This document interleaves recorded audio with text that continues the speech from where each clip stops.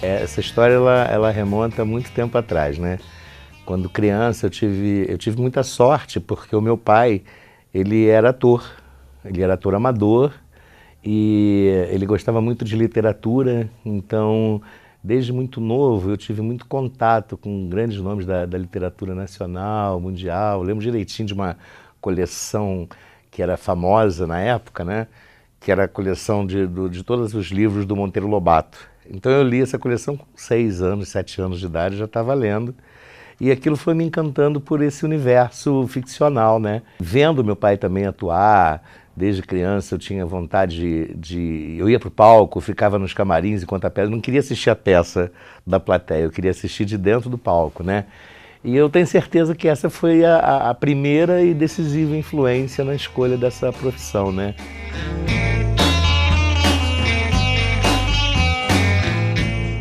Lembro também de uma professora de literatura no liceu, aí já um pouquinho mais velha, uns 12 anos, que fez uma provocação para a turma que nós produzíssemos peças literárias. Contos, poesias, pequenas histórias. E, na verdade, a minha opção foi escrever uma peça de teatro. Então, a primeira peça que eu escrevi, eu estava com 12 para 13 anos de idade. Claro, né, com todas as limitações inerentes à idade, à maturidade e tal, mas foi uma experiência que me marcou muito profundamente. Muitos anos depois eu vim escrever a primeira peça profissionalmente, mas essa primeira é algo que não me sai da memória até hoje, assim, e foi um fator decisivo para entender que ali estava o que eu gostaria de fazer na vida. De verdade, foi assim que teve início essa opção.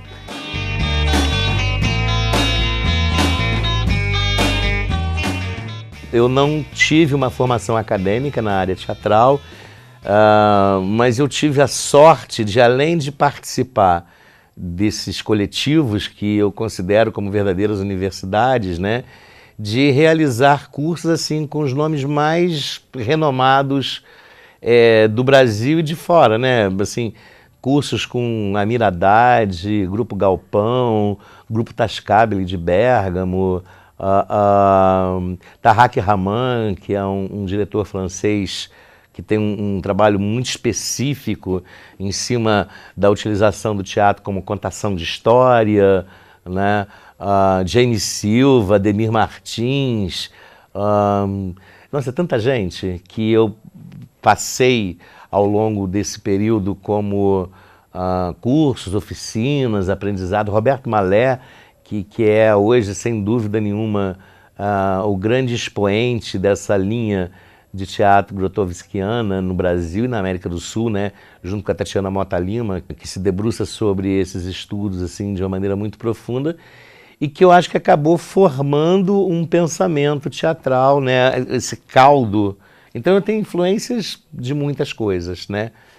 Dentro dessa área de formação, né? Embora não tenha tido, mas acho até mais por opção. Não me deu vontade de fazer uma faculdade de teatro.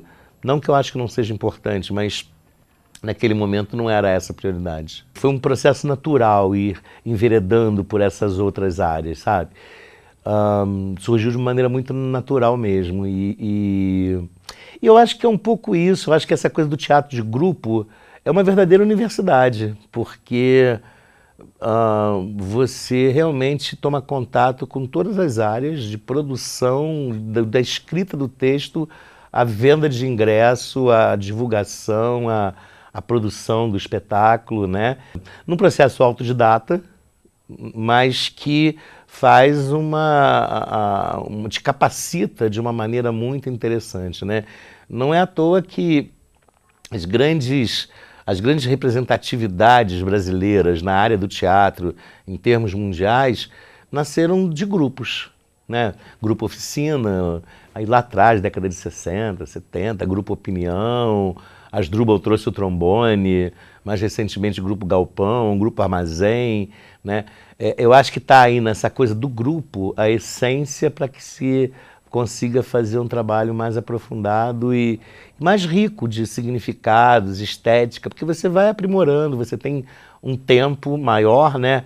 coisa que hoje em dia a gente não tem muito, é tudo meio na correria, tem tempo específico para você conseguir construir as coisas e tal. E eu acho que esse é um grande fator em que, de alguma forma, eu me ressinta de uma qualidade maior na produção dos espetáculos teatrais no dia de hoje.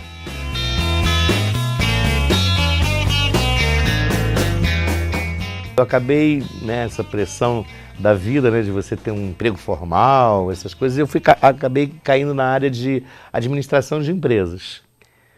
E trabalhei muitos anos, né, de vários segmentos nessa área, até que em torno de uns 30 anos de idade eu vi que eu estava muito infeliz. Eu falei, está faltando alguma coisa na minha vida. Eu me sentia muito velho, muito cansado, a vida sem muito sentido. E foi aí que teve uma ruptura assim, bem definitiva e eu fiz uma opção clara por trabalhar com teatro, com arte em geral, né? E abandonei todo o resto e fui trabalhar com isso. Trabalho com isso até hoje. Eu coloco que aos 30 anos de idade foi assim a virada da chave de uma maneira mais definitiva, né? Aos 30 anos eu assumi como profissão mesmo a coisa do teatro. Então eu tô com 55, tem 25 anos. Merece até uma comemoração, né?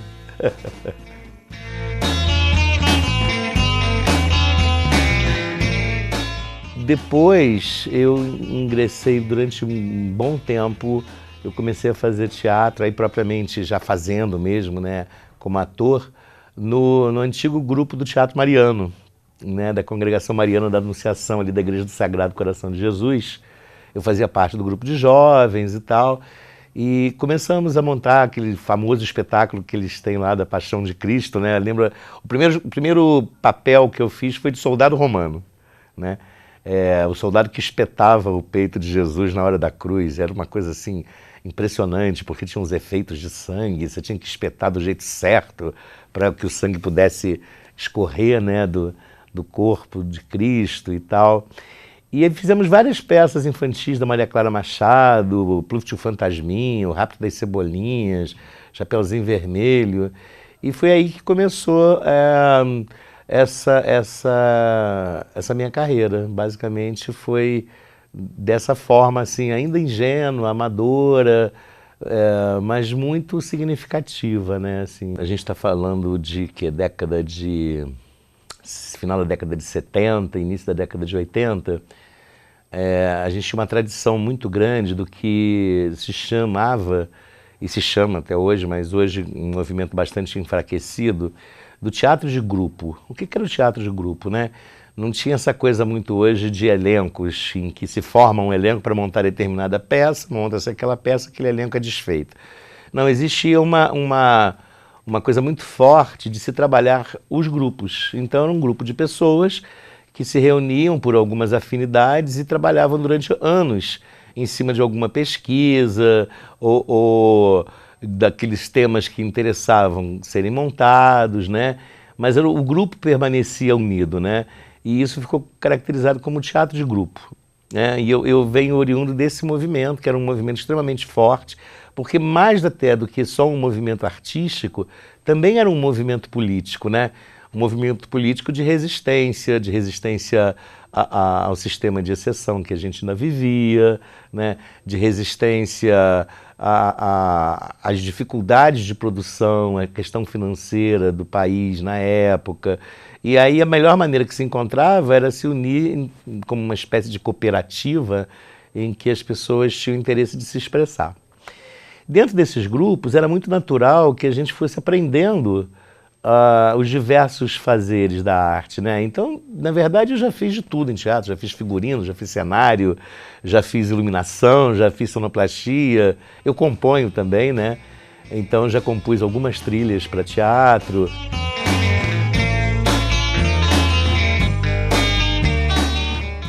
E a carreira de diretor acabou surgindo de uma maneira muito natural. Num determinado momento, eu participei de um grupo que tinha como política um rodízio na direção. Não tinha um diretor, mas todos gostariam em algum momento de experimentar uma linguagem dentro da área da direção e acabou chegando a minha vez. E quando chegou a minha vez, nós montamos um espetáculo chamado Nadim Nadinha contra o Rei de Fuleiró, que era exatamente falando sobre o sistema opressivo, os sistemas opressores ao redor do mundo, né? Através do mito de um cidadão comum que nunca morria, eles executavam ele várias vezes, ele renascia.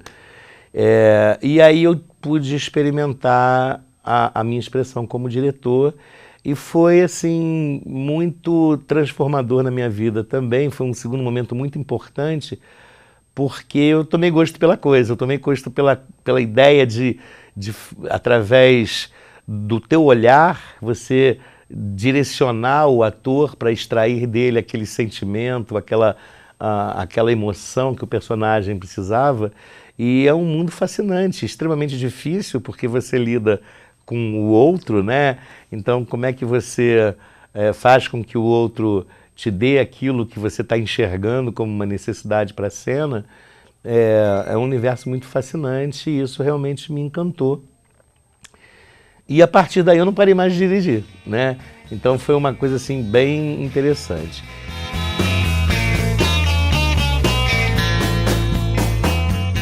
E a questão de escrever, eu sempre gostei de escrever, eu sempre escrevi assim ao longo da vida, mas mais poesias, né? Eu tenho 2 livros de poesia já publicados, já editados, e num determinado momento eu conheci um lugarejo aqui no norte do estado do Rio, não sei se você já ouviu falar, Atafona, que é um lugar onde o mar está invadindo desde o final da década de 60, tem uma tragédia ambiental assim, sem precedentes. Até há pouco tempo teve noticiário novamente que a barra, o pontal de Atafona foi completamente engolido já pelo mar, é um processo de degradação que continua há mais de 30 anos. E eu conheci esse local e eu achei assim, extremamente dramático a cena, porque você olhava assim, você tinha prédios pela metade, árvore dentro do mar. Quando eu conheci o telhado da igreja com a cruz, você olhava assim, uns 300 metros para mar adentro, estava lá. E eu achei que aquilo merecia ser levado para o palco. E aí eu me aventurei a escrever um espetáculo. E esse espetáculo acabou sendo muito bem sucedido, ganhou um Festival Nacional de Teatro em Santa Catarina, onde tinham assim, grupos do Brasil inteiro, grupos de altíssima qualidade, e nós trouxemos esse prêmio para Petrópolis, né? E isso deu um boom na minha carreira de dramaturgo, e a partir daí eu comecei a receber algumas encomendas para escrever textos para outras pessoas, para outras companhias, alguns textos montados no Rio, em São Paulo, enfim. E eu comecei a mergulhar na carreira de dramaturgia, que na verdade hoje talvez seja assim, o que eu mais gosto de fazer, o que eu mais faço é escrever, eu escrevo diariamente. Peraí! O inimigo é você! Mas eu sou sua amiga. Mas o general falou que você é o inimigo, tá? A brigadeira também falou que você é o inimigo. Então volte para a sua trincheira!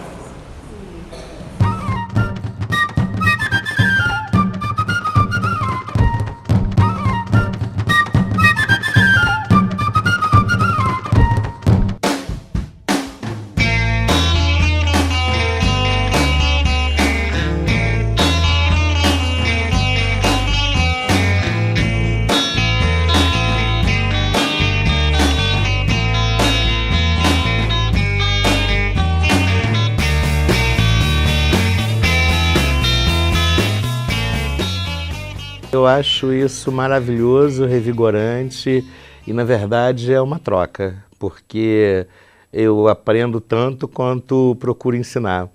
Na verdade, essa coisa de ser professor é um universo extremamente particular e muito específico, né? Assim, você tentar ensinar arte não é uma coisa tão simples, né? Tem um teórico polonês, Jerzy Grotowski, ele fala que não se trata de ensinar uma técnica ao ator, mas retirar os bloqueios que impedem o ator de desenvolver a sua própria técnica. E acho que é exatamente esse o princípio que me norteia, né? Eu acredito muito que o processo de aprendizado tem a ver por você, de alguma maneira, conseguir facilitar que o aluno desenvolva o seu próprio olhar sobre a arte, né? Então, muito mais do que ensinar uma técnica propriamente dita, embora a gente trabalhe, obviamente, com técnicas de voz, técnica de expressão corporal, as questões todas que envolvem o teatro, como a ação dramática, a poética, enfim. Mas mais do que isso, eu acho que o teatro tem uma função maravilhosa da formação de cidadãos, sabe? No sentido de que a pessoa começa a se reconhecer como criador, como potencial criativo que ele tem, né? A partir dos seus conteúdos.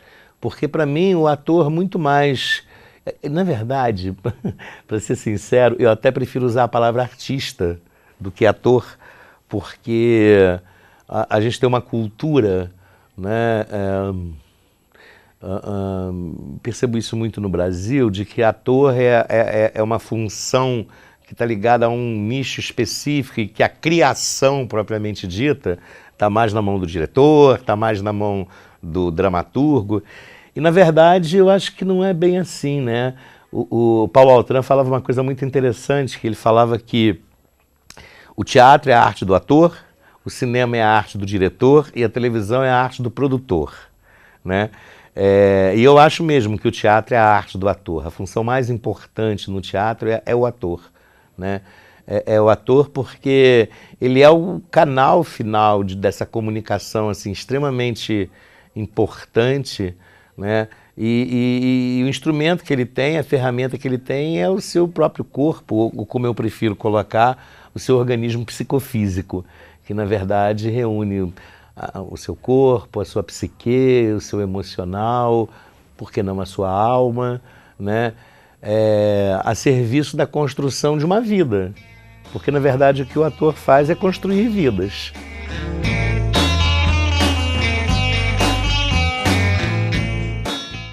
Os dramaturgos, eles se debruçam, na minha opinião, sobre os dramas humanos.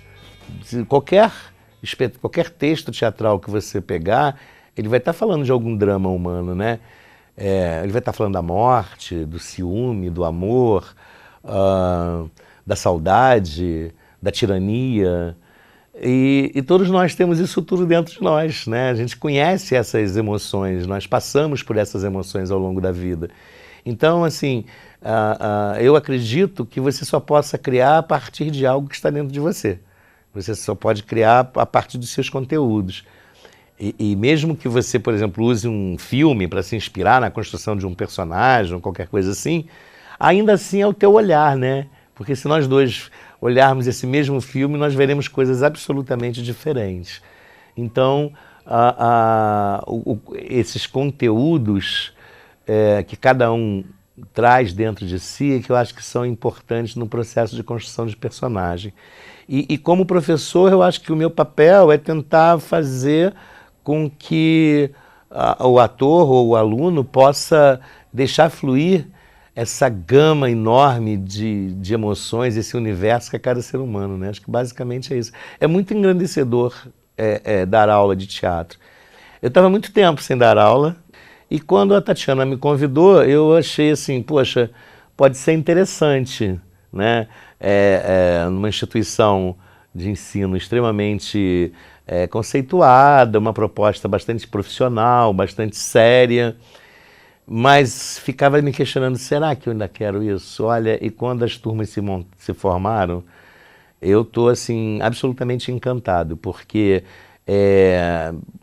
cerca aí de 30 jovens, né, jovens mesmo, mas com uma pulsação, com uma vontade, com uma sede de aprender teatro, que você te revigora e te anima no sentido que não, a arte continua, né? O teatro ainda é uma coisa extremamente importante na sociedade, até como ferramenta de transformação dessa própria sociedade, né?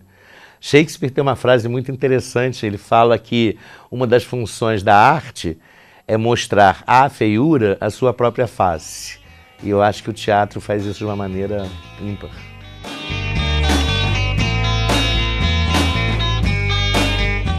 Em 2001 foi outro momento assim, bem legal também, que eu esqueci de citar. A gente ganhou um prêmio do governo do estado para montarmos um alto de Natal inspirado na cultura popular, que chamava-se, como é que é? O Amor de Zé do Bicho de Pé e Maria Tão Cheia de Alergia, né? Grande o título, que falava um pouco sobre essa questão. Ele era todo construído em cima da cultura popular, dos ditados, das rezas, das bênçãos, e contava a história do nascimento de Jesus, né? Foi uma experiência muito legal, muito premiada esse espetáculo, exatamente porque, mais do que em todos os outros, a gente conseguiu captar essa influência, principalmente da dança, né, das manifestações populares, e trazendo isso como gestual para dentro do teatro. Foi muito rico. E eu acho que isso é o que me motivou, sabe? Como é que é o brasileiro se expressando? Eu acho que essa é a questão. A gente tem uma certa síndrome de cachorro vira-lata, na minha opinião, de valorizar muito o que vem de fora. Petrópolis, muito forte isso aqui na cidade, e acho que no Brasil de uma maneira geral, né? Sendo que eu acho que o resgate dessa cultura, quer dizer, eu não gosto muito da palavra resgate, eu diria que assim, a releitura dessa cultura dentro do espaço teatral é também uma forma de afirmação, sabe, da nossa identidade cultural, social, é uma forma de valorização do ser brasileiro, né?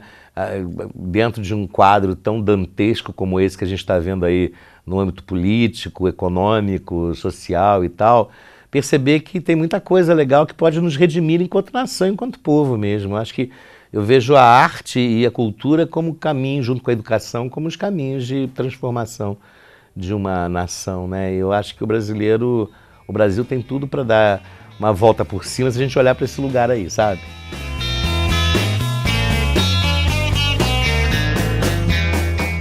Aí o papo é mais longo ainda, porque tem até mais coisas nessa lista, porque eu componho, eu toco violão, viola caipira, eu pinto, eu faço escultura, eu faço bonecos. Você gosta de astrologia? Então, os astrólogos vão me entender. Eu tenho ascendente, lua, mercúrio, tudo em gêmeos, então eu não sei ficar parada. Eu acho que todas as formas de expressão, elas me fascinam de uma maneira... Eu tenho duas frustrações na vida, eu não sou cantor e eu não sou bailarino, porque se eu pudesse eu gostaria também, mas acho que eu comecei tarde. E eu sou desafinado, então não dá para ser cantor. Mas eu acho que as diversas manifestações artísticas, as diversas expressões, elas vão te completando, né? Se você me perguntar, não sei nem se você vai perguntar isso, de todas elas, o que você mais gosta? Eu não vou ter dúvida em responder para você que o que eu mais gosto de fazer é escrever. Mas tem épocas que as cores me chamam de uma maneira assim absurda, então aí eu me meto a fazer um cenário, a fazer um figurino, ou a fazer quadros, né? Aí tem outras horas que a música está me chamando. Eu acho que eu fui aprendendo a caminhar por esses diversos caminhos sem que um acabasse atrapalhando o outro, sabe? E eu acho que isso me fez mais completo, principalmente na função de direção, porque eu acabo conhecendo um pouco de cada área, né?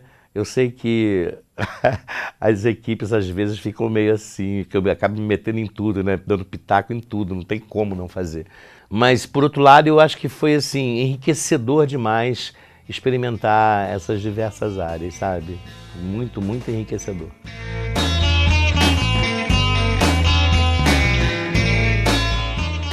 A montagem desse espetáculo sobre a Tafona, né? O nome do espetáculo é O Mar de Maiã, e que eu fiz uma remontagem dele ano passado. Tinha muito tempo que eu não atuava, eu não entrava em cena. E ano passado me deu vontade de voltar a atuar, e aí eu escolhi remontar esse espetáculo que estava fazendo quase 20 anos. A primeira montagem desse espetáculo, ela foi um divisor na minha carreira muito sério, porque quando nós ganhamos o Festival Nacional de Teatro com ele lá em Santa Catarina, deu um impulso muito grande na minha carreira, né? E eu passei a ser reconhecido principalmente como escritor, como dramaturgo, a partir desse espetáculo. E isso foi, assim, um momento muito importante, né? E a remontagem agora, ano passado, a gente ficou em cartaz lá em Santa Teresa, no Parque das Ruínas, no Rio, né? Fez voltar toda aquela história. Então, assim, foram 2 momentos muito fortes, muito importantes. Um outro momento muito legal foi 2003, 2004, já não recordo, que nós fomos o primeiro grupo do Brasil a receber um convite para ocupar o teatro do CCBB, do Centro Cultural Banco do Brasil, a partir de um espetáculo que uma pessoa da curadoria de lá... Porque normalmente lá são editais, né? Para você entrar, você tem que ter uma concorrência até bastante grande. E nós entramos sem concorrência. Assim, uma pessoa de lá assistiu o espetáculo, um espetáculo chamado Vida de Boneca, que também é de minha autoria, que foi remontado agora também por um outro grupo, que aí não tem participação, apenas com um texto, né? E o curador do CCBB viu uma apresentação e nos convidou para ocupar durante 2 meses o teatro principal lá do Centro Cultural Banco do Brasil, no Rio. Isso foi muito legal, porque a gente teve a oportunidade também de ter críticas, Bárbara Leodoro, essa galera toda cascuda, né? E foi muito interessante a receptividade do público, porque todo dia era casa cheia, gente voltando. A gente acabou estendendo a temporada por mais 1 mês. E como escritor, um momento assim muito legal foi que em 2009 eu recebi o prêmio da Fundação Nacional do Livro para a Infância e Juventude, aquele selo altamente recomendável, né? Como o melhor texto infantil daquele ano. Um texto para teatro, que é uma coisa rara, que normalmente eles dão para livros, né, infantis e tal. Esse texto ele acabou sendo publicado pela editora Vertente Cultural, no formato de texto teatral mesmo. E acabou a comissão do Ministério da Educação reconheceu o Boi Bordado de Lua, que é o nome do texto, como o melhor texto infantil de 2009. E aí ganhei esse prêmio e com isso esse livro está nas bibliotecas públicas do Brasil inteiro. E aí é muito engraçado, porque há pouco tempo entrando no YouTube, eu vi montagens por escolas no Acre, no Rio Grande do Sul, no Amazonas, no Nordeste. Foi muito gratificante, até porque é um texto que eu tenho muito carinho por ele, né? Faz parte dessa pesquisa de cultura popular, do Bumba Meu Boi do Maranhão e tal. Nossa, tem muitos outros, assim, né? Tem muitas outras coisas que marcaram, mas eu acho que esses 3 talvez tenham sido, assim, os momentos em que eu trago com mais carinho, né? Modéstia à parte, assim, dentro da área teatral, eu acho que eu já ganhei mais de 30 prêmios, como ator, como diretor, como dramaturgo, como figurinista. Tenho 2 prêmios como figurinista, que eu acho curiosíssimo ganhar prêmio como figurinista, né? Porque eu não sou um figurinista profissional, mas me aventurei na área. Enfim, eu acho que me considero uma pessoa bastante realizada dentro da área, né? Teriam vários momentos para te citar.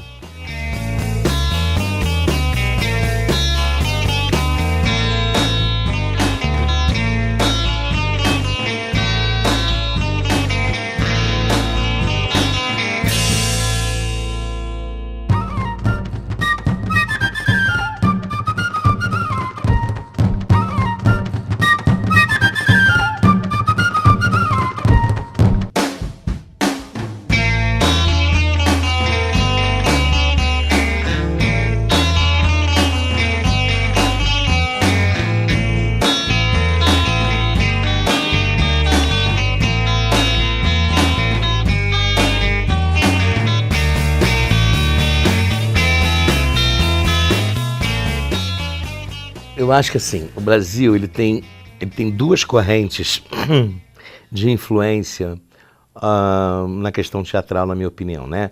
Ou a gente é influenciado pela comédia dell'arte, né, notadamente italiana, europeia. Estou falando no modo de interpretar, de construir as coisas, ou pelo Actors Studios dos Estados Unidos, que a gente vai ver muito na televisão, por exemplo, essa influência, mas também no teatro, né? Mas eu percebo que a cultura brasileira ela tem uma teatralidade que está além do espaço do teatro, do espaço teatral, que você observa nos desfiles de escola de samba, nos terreiros de candomblé, de umbanda, das religiões de matrizes africanas, que você observa nas danças populares, nos festejos de São João, nas festas de quermesse de igrejas. Enfim, você percebe uma teatralidade que permeia o povo brasileiro de uma maneira muito rica, muito ampla, né? A musicalidade como inspiração de ritmo, de time, de cena. E num determinado momento eu falei, cara, legal, eu gosto muito da comédia dell'arte, já fiz muito, trabalhei muito com comédia dell'arte, gosto também das questões do Actors Studios, o que eles colocam, mas eu acho que o Brasil tem um manancial, tem um potencial de inspiração, né? E um jeito brasileiro de representar, de se expressar, talvez fosse melhor colocado, que você não encontra em lugar nenhum do mundo, né? Então o que me motivou muito foi descobrir esse corpo do ser humano brasileiro, esse corpo do cidadão brasileiro, principalmente nos seus momentos ou de festa ou de religiosidade, né? E como é que você pode se apropriar dessa coisa que é imanente à nossa cultura e transformar isso em arte? Porque isso, né, para o observador fora desse espaço teatral, ele é arte também, ele tem a sua importância cultural, mas como é que você se apropria dessas influências e transforma isso na fisicalidade do ator, né?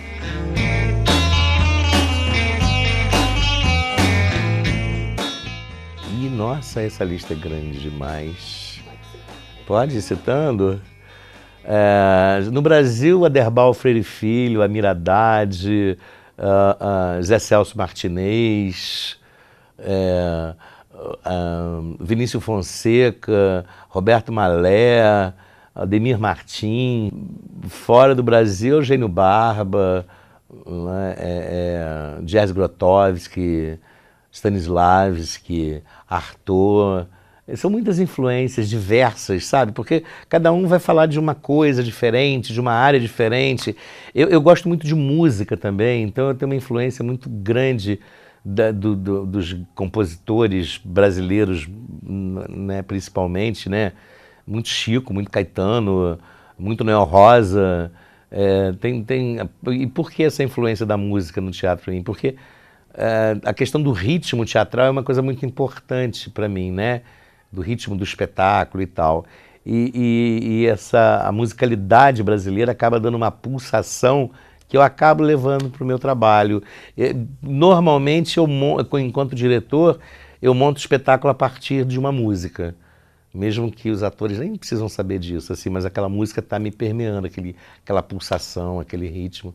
Nossa, tem muitas influências. Maria Clara Machado, Silvio Ortoff, Olga Reverbel, né, assim, muitas influências. Tatiana Mota Lima, caramba, muita gente.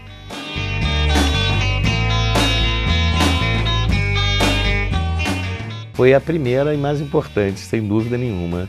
Ele foi um diferencial enorme na minha percepção do teatro, sabe, assim, da minha compreensão. Mas mais do que do teatro, porque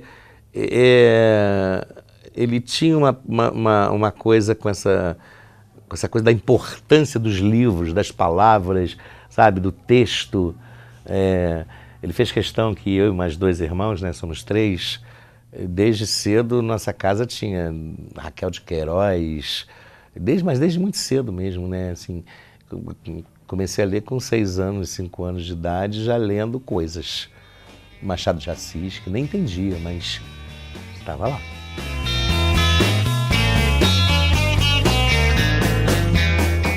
Na verdade, não tem assim uma coisa que é sempre da mesma forma, né? Eu Eu tive durante um bom tempo a oportunidade de conhecer vários lugares no Brasil, né? De ir para isso mesmo, assim, para pesquisa, regiões assim extremamente ricas culturalmente e extremamente pobres economicamente, tipo o Vale do Jequitinhonha, uma das regiões mais pobres do Brasil, mas assim uma efervescência cultural de diversas manifestações riquíssimas. O Sul também tem muita coisa, Minas Gerais, Nordeste.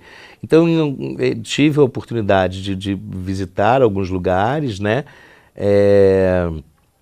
E contato também através das mídias eletrônicas, livros. Mas eu não diria, eu diria para você que não tem assim uma coisa muito pré-estabelecida no processo de criação. Não é uma receita de bolo. Não é uma receita de bolo, não é uma receita de bolo.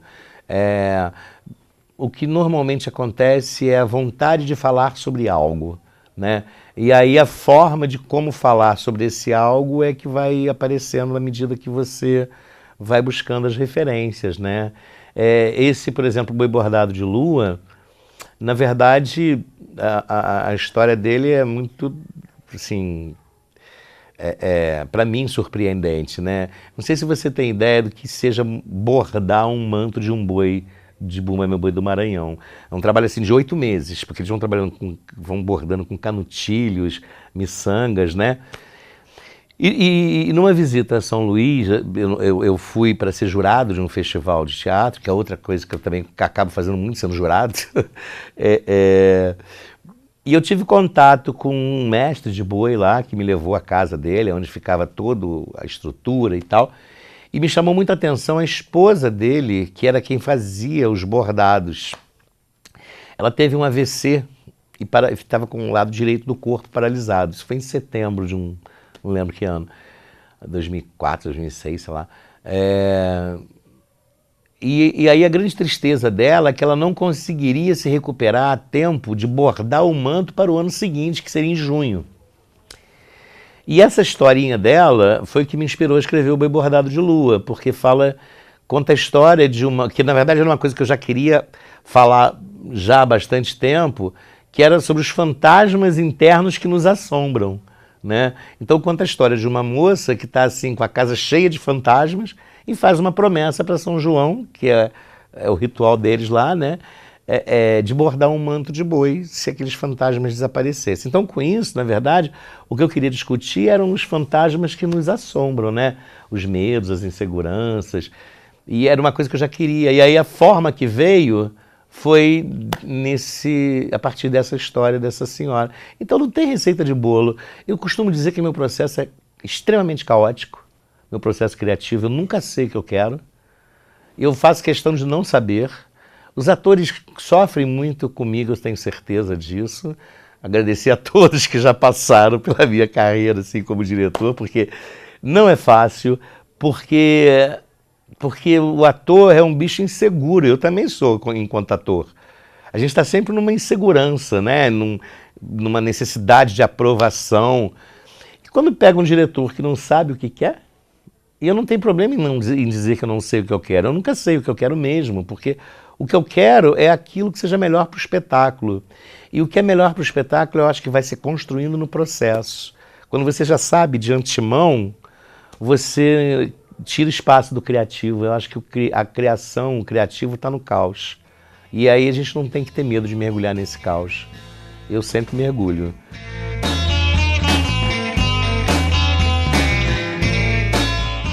Sem dúvida nenhuma, o encontro com o público.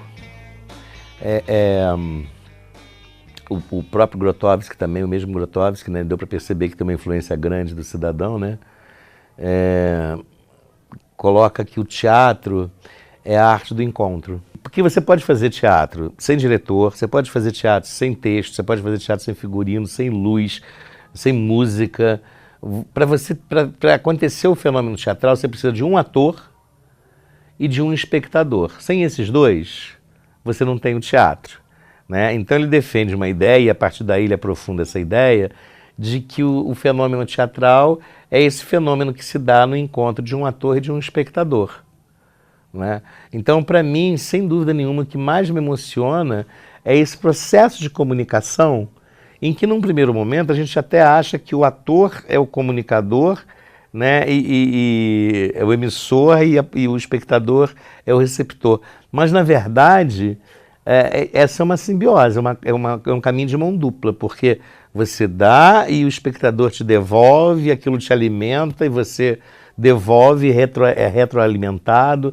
Então, esse encontro e a percepção de que em 2017 a gente ainda tem muitas pessoas que vão ao teatro e se emocionam com uma mentira, em última análise, né? E que é contada com tanta verdade, na maioria das vezes, que fala de si mesmo, que fala daquela pessoa que está assistindo, que fala da sua própria vida, em alguma instância. Eu acho isso profundamente revolucionário, profundamente transformador. Eu não entendo a humanidade sem a arte, eu acho que não existiríamos de maneira saudável se não fosse a arte, né? E o teatro, em particular, eu acho que ele tem essa mola propulsora de transformação de consciência mesmo. Eu acho que o encontro é o grande barato. Como na vida, eu acho que o grande barato da nossa vida são os encontros, né? É a troca.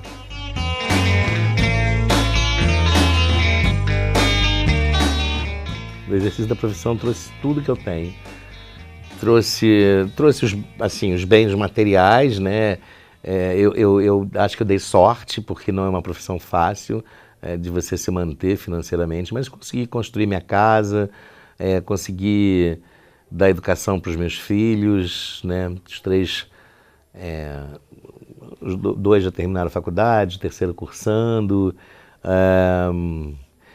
Do ponto de vista material, tudo que eu tenho, o teatro que me deu. Me deu também, eu acho, a capacidade da compreensão do outro, porque esse é um exercício que você faz o tempo inteiro fazendo teatro, a entender o lugar do outro, entender o ponto de vista do outro. E eu acho que isso me ajudou muito como ser humano nas relações de uma maneira geral, sabe?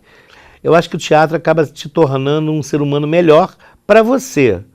Pode até ser que para o mundo não, muitas das vezes, mas para você sim, porque ele te coloca num lugar de autoconhecimento muito importante, né? Então eu acho que o teatro trouxe tudo que eu tenho.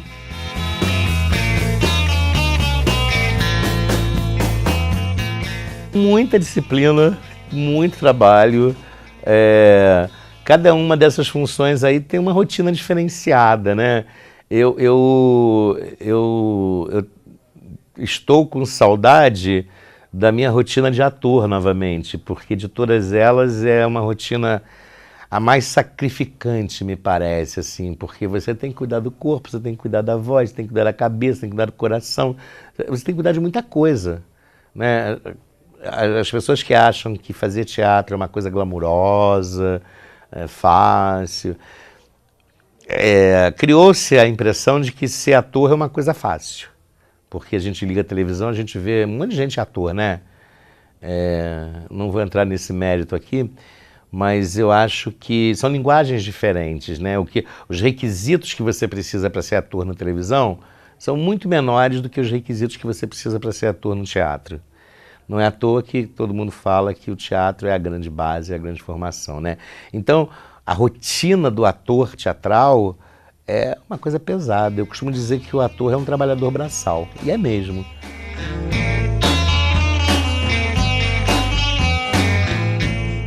Meu filho mais velho acabou, ele na verdade é um ator sofrível, tadinho.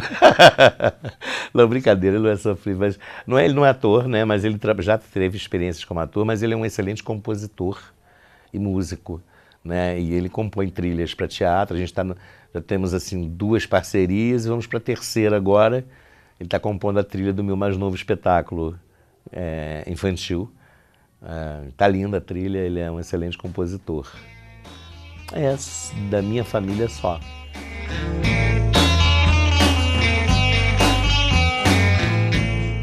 Todos temos as nossas vaidades, né? Então talvez assim uma excursão pela Europa com algum espetáculo, talvez, alguma coisa assim, mas não sei nem se é um sonho. Eu acho que é mais a vontade de estar trocando com outros povos, outras culturas, a sua arte, né? Uma coisa que está no caminho. Na verdade, eu acho que a qualquer momento isso deve acontecer. Eu esqueci de falar de um momento importante, eu vou falar agora, porque ele vai fazer um link com essa tua pergunta. Em 2015, eu fui convidado por uma produtora daqui de Petrópolis para escrever e dirigir um espetáculo sobre a história da cidade de Petrópolis. E foi uma produção grande, com 30 atores, mais de 70 pessoas na equipe, né? E que, nossa, assim, mais de 30 apresentações com casa lotada, pessoas voltando no Teatro Municipal aqui em Petrópolis. Foi muito legal participar desse projeto, e esse projeto acabou gerando uma visibilidade muito grande, né? E pessoas de outros países acabaram assistindo, e alguns convites pintaram para que a gente pudesse eventualmente desenvolver algum trabalho fora. Acho que isso é uma possibilidade para 2018, talvez, colocar aí na lista de prioridades, dar um passeio fora do país com a arte, né? Ver como é que é essa coisa da cultura popular lá fora, qual é a resposta. Talvez isso, mas não sei se chega a ser um sonho, mas é uma vontade, um desejo, sim.